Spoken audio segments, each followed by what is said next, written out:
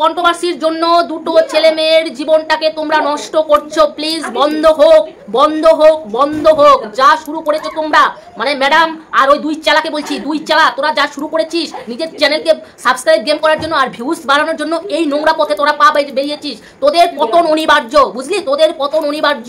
তোরা কি কি বলছিস রে? যেগুলো মিথ্যে কথা, মিথ্যে কথা, মিথ্যে কথা ছড়িয়ে ছড়িয়ে ভিউজ কামাচ্ছিস, কেন লজ্জা করে না? হ্যাঁ, এত মিথ্যা কথা কেন, এত মিথ্যা কথা ছড়াচ্ছিস?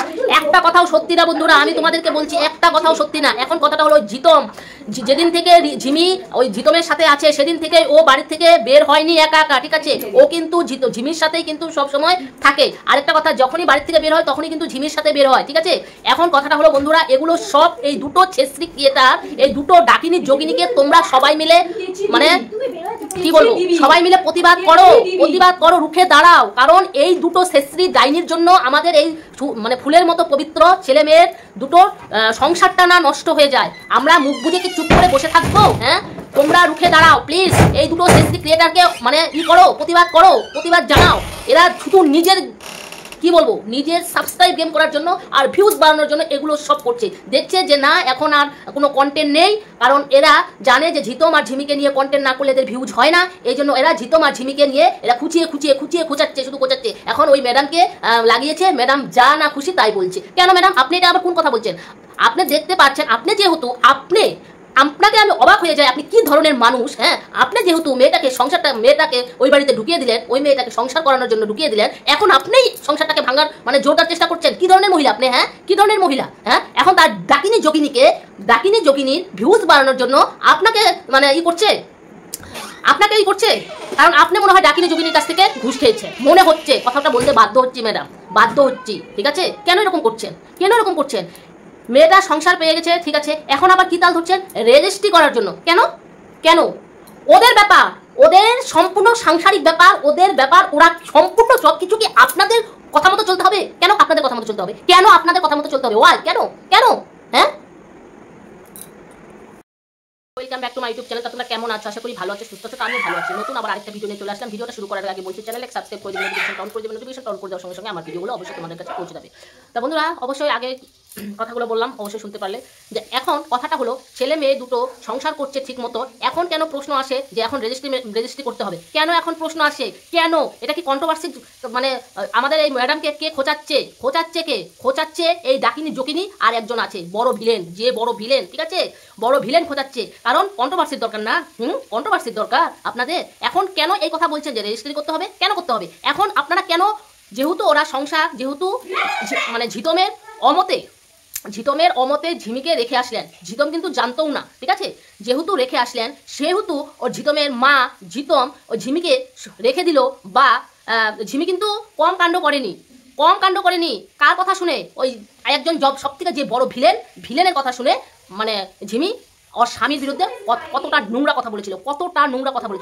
ঝিতম তা ওগুলো সব ভুলে গিয়ে, ঝিতমের মা এগুলো সব ভুলে গিয়ে তাও মেয়েটাকে মেনে নিয়েছে। কিসের জন্য? যে না, ছেলে মেয়েটার যেন সংসার হোক। যেহেতু ছেলে মেয়ে দুটো সুন্দরভাবে সংসার করছে, আজকে 20, 21, 22 দিন থেকে সুন্দর মতো সংসার করছে, সুন্দর মতো ওরা ঘোরাঘুরি করছে, সুন্দর মতো ঝিমি মন দিয়ে কাজ করছে, শ্বশুর শাশুড়িকে সেবা যত্ন করছে, পূজা পার্বণ করছে, সব কিছু এনি টাইম দেখাচ্ছে, ঠিক আছে? সব কিছু কিন্তু দেখাচ্ছে। তার সত্ত্বেও কেন এই কথা রটনা করা হলো যে ঈশানীর সাথে নাকি ঝিতম দেখা করতে গিয়েছে? কেন? এগুলো কি প্রমাণ দিতে পারবে? প্রমাণ দিয়ে তারপরে কথা বলুন। এগুলো প্রমাণ, হ্যাঁ, এগুলো প্রমাণ। আপনি যে মানে আপনাকে সবাই শ্রদ্ধা করতো, আপনাকে সবাই ভালোবাসতো, এখন যে আপনি যে দুটো আপনি যে ভয়েস রেকর্ডিংটা পাঠিয়েছেন না, তারপরে থেকে আপনার উপর বিতৃষ্ণা, সত্যি বলছি বিতৃষ্ণা। আপনি যে এত ধোকাবাজি, মানে ভাবতে গেলে অবাক লাগে আপনি এইভাবে ধোকা দিতে পারেন। এখন আবার বলছেন যে রেজিস্ট্রিমেন্ট। কেন আপনি বারংবার ওদের লাইভে ঢুকছেন, মানে লাইভ মানে ওদের সাংসারিক ব্যাপারে ঢুকছেন? ওরা ওদের ব্যাপার, ওরা রেজিস্ট্রি করবে না কি করবে ওরা এখন সম্পূর্ণ নিজেরা বুঝে নিবে, তাই না?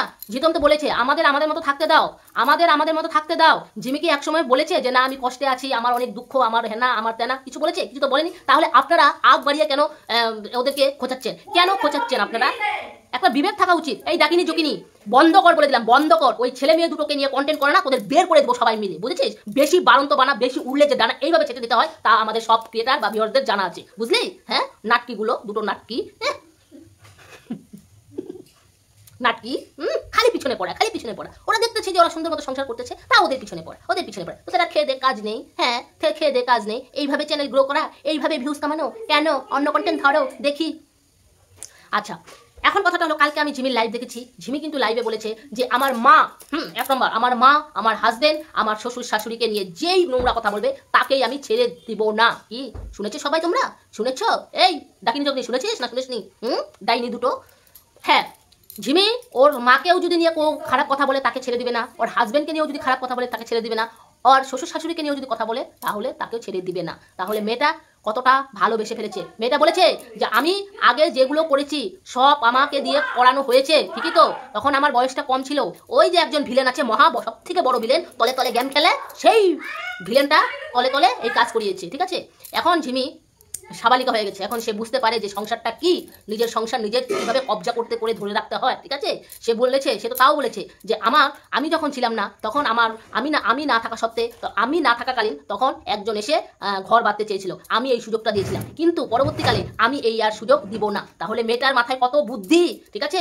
এই বুদ্ধি সারা জীবন তোর রাখতে হবে, এই বুদ্ধি তোর সারা জীবন রাখতে হবে, কারণ তোকে আর কেউ তোকে, হ্যাঁ অবশ্যই রাখবেও। এখন এই মেয়েটাকে যতই তোরা গেম খেলো, যতই পাল্টিবাস করো, যতই ঘোরাঘুরি করো, যতই কিছু করো, এই ঝিমিকে আর আগের ঝিমি পাস নাই। ঝিমি এখন অন্যরকম হয়ে গেছে, বুঝলি? ডাকিনি যোগিনী ভয়েস কল নিয়ে আসে, ভয়েস কল, এই প্রমাণ তেনা হালা নির্লজ্জগুলো লজ্জা করে না খালি সব সময় পড়তে। আর সব থেকে বড় ওই যে মহাবিলেন ঝপনে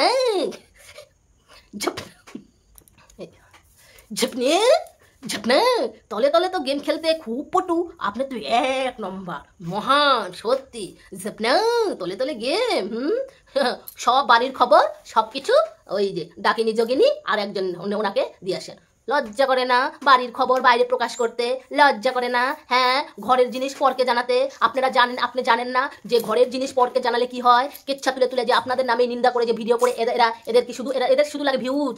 এরা কোনোদিন কাউকে ভালোবাসতে পারে না, ঠিক আছে, কোনোদিন না। আপনি কি ভাবছেন যে আপনার সাথে সারা রাত কল করে ফোন করে আপনাকে খুপি করে? না লবডঙ্গা, এরা শুধু কন্টেন্টের জন্য করে। এই দুটো শেষরির ডাইনি, এরা শুধু এগুলাই পারে আর কিচ্ছু পারে না, এগুলাই।